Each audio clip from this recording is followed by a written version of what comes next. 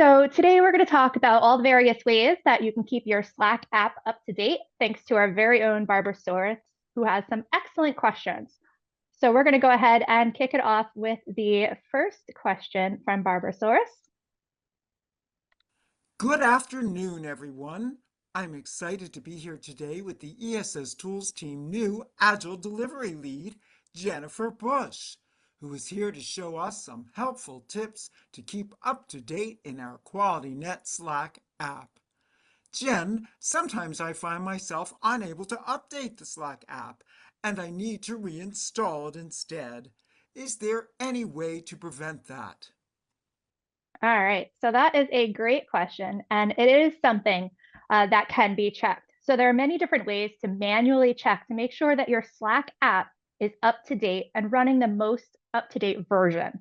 So there's a couple different ways that you could do that for both Windows users and Mac users. I am myself a Mac user, so I'll be able to show you what that looks like. Both of which allow you to check for updates and restart to apply the update. For Windows users, you'll use that hamburger icon, the like 3 lines in the top left of your Slack application, and go to the help menu to find this option. For Mac users, such as myself, you would click on Slack in the very top left-hand corner of your Mac menu bar, and then you will see the check for update or restart to apply update. Simply following the prompts that come up from these options will allow you to automatically restart the application, and it'll launch with the most up-to-date version that Slack has to offer. The nice thing about it is too, there's also the help icon, which I'll show you in just a moment, that shows in the top right-hand corner of your Slack application.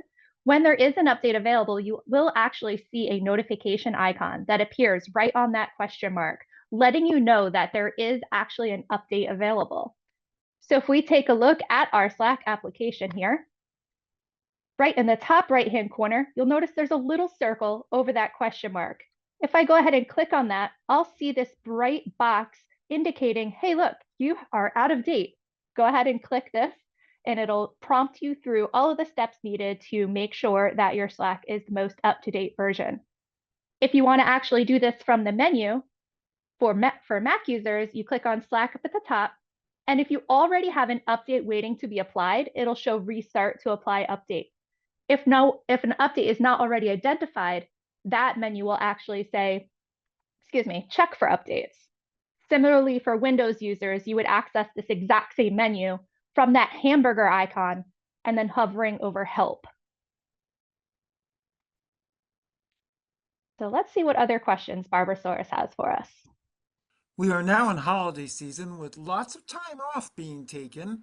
How should people notify others that they're away? Another great question, and this is actually very, very simple to do. You can simply update your Slack status. So clicking on your profile photo in the bottom left-hand corner of Slack, you can indicate the update your status option, which will give you a little pop-up to set a status. The fun part about it is you can get a little creative. You can select any emoji from the emoji list and even type in a specific status indicating out of office, in a meeting, at lunch, whatever you like. In addition to that, you can set yourself completely away. If you're away for a long period of time, such as taking time off for the holiday season, clicking on that profile photo and setting yourself as away will actually indicate that you are unavailable in Slack. By default, it will show that you are active with a filled in circle whenever your profile photo or name is shown within Slack. If you set yourself away, that circle is no longer filled in and it is just an outline and will actually show the words away next to that circle. You can also pause your notifications.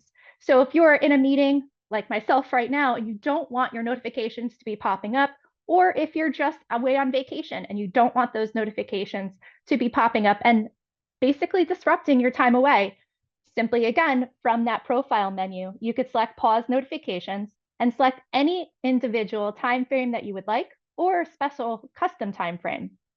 So let's take a look at what those things look like. So as I mentioned, all of these options are available by clicking on your profile photo in the very bottom left-hand corner of Slack. If you wanted to go ahead and indicate a status, simply clicking Update Your Status will bring the Set a Status menu. It'll automatically populate with the most common for CCSQ QualityNet and also recent ones that you may have previously used. If you want to do something completely different, simply go ahead and click on the emoji. You could select anything that's indicated here. I'll go with party cat because why not? And then type in any words that you like for your status. You can select what time and date the status will be removed after. So if you want to have a specific time and date, it'll allow you to really customize when this notification or when the status will disappear from your Slack profile. You can even indicate to pause notifications directly from here as well. Similarly, if I click on that profile, you'll notice that I do have active next to my name. If I wanted to make myself completely unavailable, set yourself as away will now change that to away with an empty circle instead of that filled in green indicator. Now, the color of this circle may vary based on what theme that you have applied in Slack at the time. And then last but not least, like we talked about, pause notifications.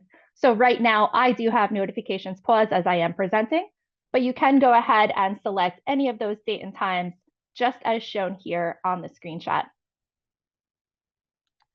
So let's see what other questions Barbasaurus has for us.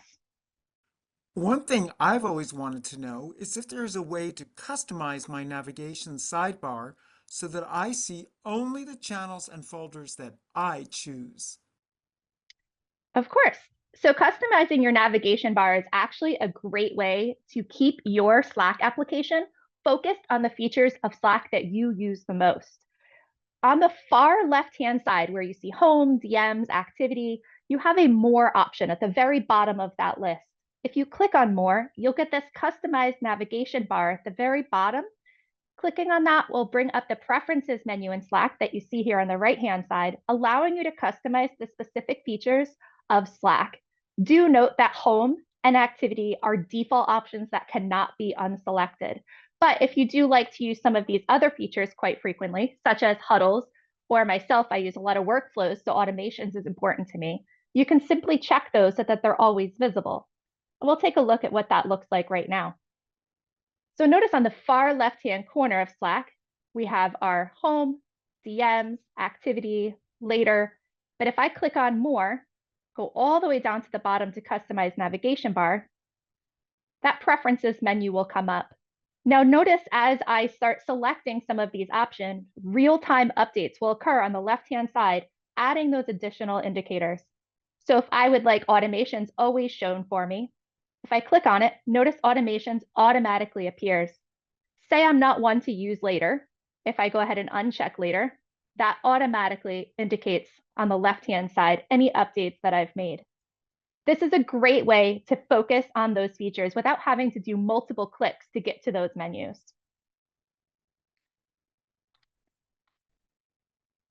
So if you'd like to learn more about Slack or any of our other QualityNet tools, we do have some upcoming trainings still left in December. So we have Edit in Office, 508 and Atlassian, Confluence Essentials, and Slack Workflows still happening. So feel free to go to the ESS Tools University Confluence space to register for any of those trainings.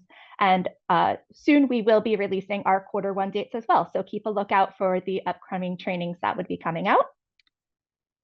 And if you ever need any assistance with any of our tools, QualityNet Slack, for example, you could reach out and help-Slack in our Slack channel or raise a support ticket in the Q and Ask space. Similarly, with Atlassian, if you need help with Jira, Confluence, you can reach out at help-Atlassian and also raise a support ticket in the Q and Ask space. We're always here to help. And I think Barbasaurus has some final words for us. Thanks, Jen, and happy holidays, everyone. All right, and that is it. Back to you, Julia.